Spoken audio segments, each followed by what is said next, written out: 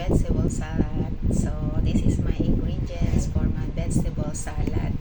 I have cucumber, apple.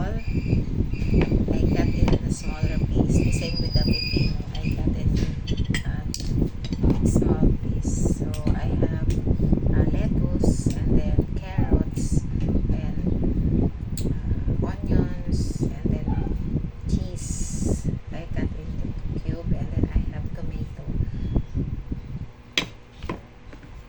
and then I have egg, sugar, salt, and ground pepper, black pepper, and then I have honey, and then sesame oil, and then I have 3/4 cup of mayonnaise, Lady's Choice mayonnaise, and then I have tomato ketchup to make our salad become more attractive. So I'll start preparing the salad, the vegetable salad. This is how to prepare my vegetable salad. I'll put the cucumber, the same with the apple,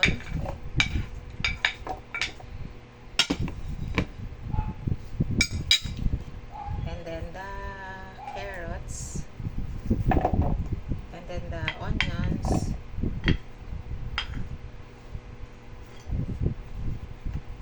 and then the tomato, the same with our lettuce. I'll cut into two pieces of and then I'll add the cheese. I cut into cube the hidden cheese, and then I add my egg. I boiled it, and then I cut into cube, and then for the dressing, I'll make this our dressing. I need to this 3/4 cup of Lady's Choice mayonnaise. I put 2 tablespoons of honey,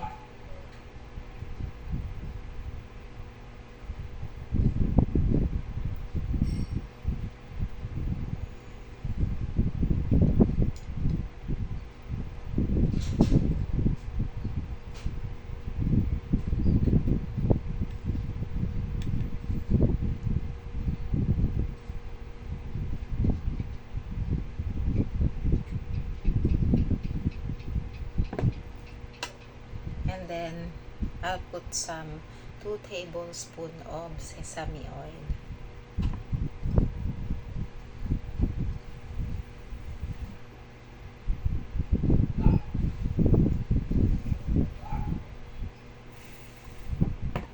And then I put 1/4 cup of Lady's Choice tomato ketchup.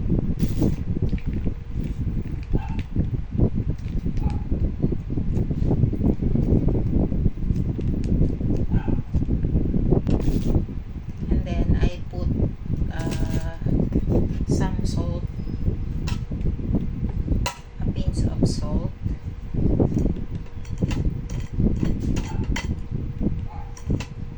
and then ground pepper, 1/8 teaspoon of black ground pepper, and then I put a little bit 1 teaspoon of sugar.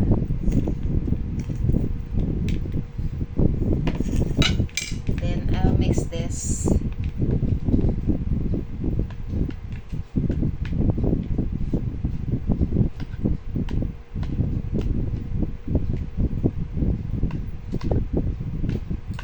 Until our ketchup and mayonnaise combine together, and the same with the salt and ground black pepper, sugar, and honey. The same with the sesame oil. So I need to mix this slowly.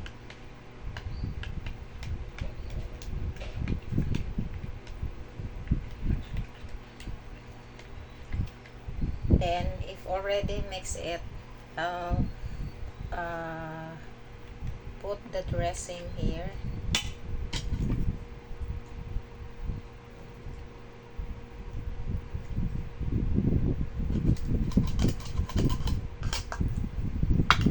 And then I'll mix it with I'll mix this to make until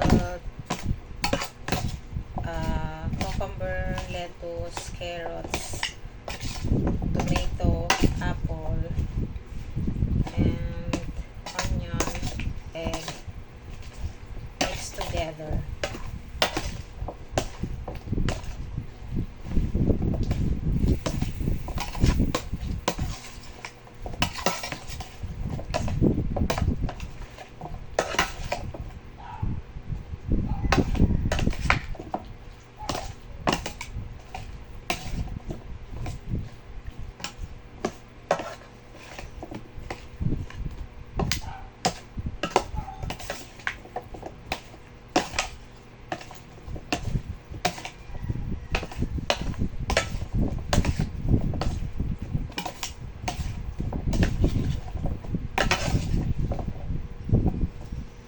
Then I'll put in the plate to serve in the table.